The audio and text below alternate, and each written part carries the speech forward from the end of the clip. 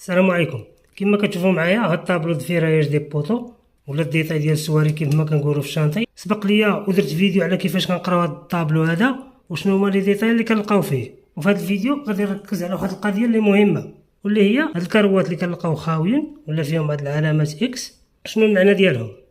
شفنا على انه هنا عندنا الارقام ديال البوطوات، يعني النمره ديال كل بوطو ولا ساريه، وهنا عندنا لي زيتاج، يعني كل ساريه عندنا العبار ديالها في كل ايطاج. الا انه كنلقاو مثلا بحال هاد البوطو واحد يلا عندنا العبار في الفونداسيون والسوسول الاول والثاني، ومن بعد عندنا هنايا هاد الكروات خاويين. هذا شنو كيعني؟ كيعني انه هاد البوطو ولا هاد الساريه غادي تخدم في الفونداسيون والسوسول الاول والثاني صافي، وغادي تموت كما كنقولوا في الشانطي، يعني ما غتكونش في الريتشوسي والبروميان والفوق، يعني ما تكونش الفوق، ما تبقاش مسافره. هذا البوطو هذا غادي يسافر حتى الفوق. البوطو اللي غادي نلقاو فيه الكروات ديالو خاويين، مثلا بوطو واحد غادي نلقاوه في الفونداسيون السوسول الاول والثاني، الريتشوسي، البروميان، دوزيام، تروازيام، وغادي يموت.